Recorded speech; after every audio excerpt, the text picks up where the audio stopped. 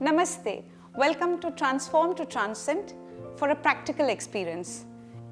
So in this session, we are going to learn a complete yogic breath, how to do a complete yogic breath. Let's take a look at the board. We have chest breathing, we have a frontal view of that, we have abdominal breath. So what are all these things?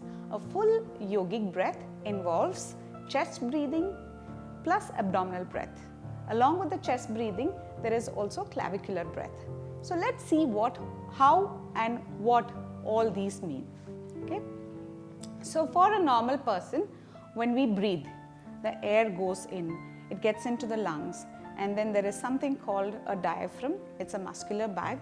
The diaphragm is pushed down, which makes a movement, subtle movement in our abdomen. This is normal for every person who is breathing normally. Now there are people who are shallow breathers where even the abdominal movements are may not be observed. That's a different topic of discussion.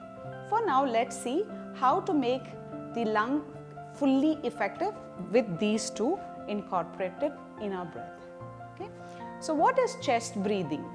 So when we look at the chest breathing, if you look at the figures here, you see a slightly widened chest here, narrowed chest here, and here if you see, the diaphragm is flattened here. What happens when we breathe in during the chest breathing? Let's have a look at it. So the air flows in through the nostrils and it goes all the way down towards the abdomen. Now what this does, the chest breathing, it pushes the chest, that is the lungs, to the front and the back, so optimizing the use of lungs. Here the diaphragm descends a little bit, but because the abdominal muscles are engaged, it restricts it after a certain level. When we take a look at the abdominal breath, if you look at it, the chest is also expanded, but at the same time the diaphragm is more flatter as compared to the above picture. So what happens here is the abdominal muscles are relaxed and the diaphragm is pushed all the way down so that it optimizes the last lobes of the lungs also. So now we go to this picture from here. This is the lung, the frontal view of the lungs. Now if you see, there are three segments for the lungs. There are two lobes on the left and three lobes to the right. That's because of the heart on the left. But if you segmentize, if you divide it into three segments, in the chest breathing, it will optimize the chest up to the 2/3 of the lungs. And when you include the abdominal breath, it will go all the way down to your last rib cage. So it gives more room for the lungs to expand in volume, both laterally and axially. Laterally means outwards and axially means all the way down. So this is what happens with the full yogic breath. So the practice of full yogic breath is very effective in optimizing the lung capacity, and this is extremely essential particularly in today's time because of the pandemic which is spread widely worldwide. Now let's see how we can practice this practically.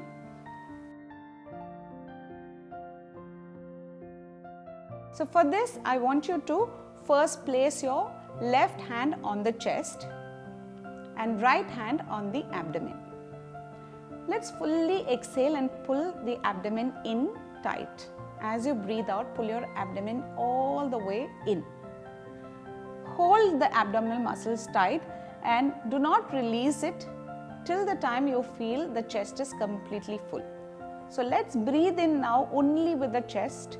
Breathe in deeply, holding your abdomen tight, and exhale, pull your abdomen in, relax the chest.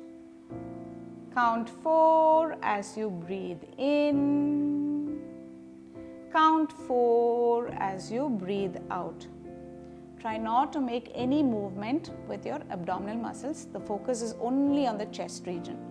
So you'll now notice the chest is expanding both sideways and frontally. So the volume of the lung is increasing sideways as well as from the frontal region as well.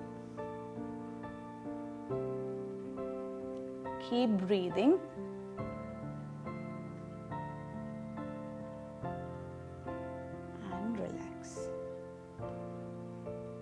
release your abdominal muscles.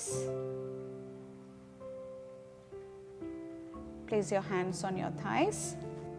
Now that we've practiced the chest breathing, let's see what actually happened. What did you feel?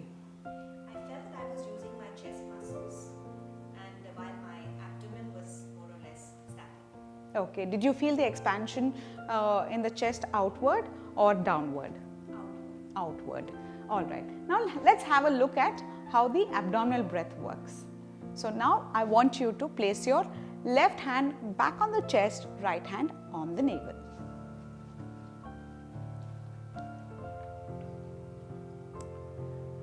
This time, let's absolutely relax the abdominal muscles as you breathe in. Imagine that you're breathing, blowing air into a balloon. So how do you blow air into a balloon? You would blow from the neck of the balloon, you would blow air, and you will notice the lower part of the balloon getting inflated first. And then the neck of the balloon will get inflated, and then the last tip. So we are going to imagine the bottom part of the balloon inflate, which is your abdomen, then the neck of the balloon, which is your chest, and the tip of the balloon, which is your collarbone. So this is as you inhale. And while you exhale, imagine the balloon again and allow the abdomen to recede naturally with the chest relaxing and collarbone resting. Let's try. Fully exhale and pull your abdomen in. Breathe out and pull your abdomen in. Now count 4 and gently let go of the abdominal muscles. Let your abdominal muscles absolutely loose. Fill in your abdominal muscles fully. And now you'll notice your chest is expanding and your collarbone is rising up. And as you breathe out, gently pull your abdomen in. Relax your chest. Lower your collarbone. So the major movement is abdomen out as you breathe in and abdomen in as you breathe out. So your entire focus is only on the movement of your abdomen. Breathe into your abdomen and breathe out. Pull your abdomen in.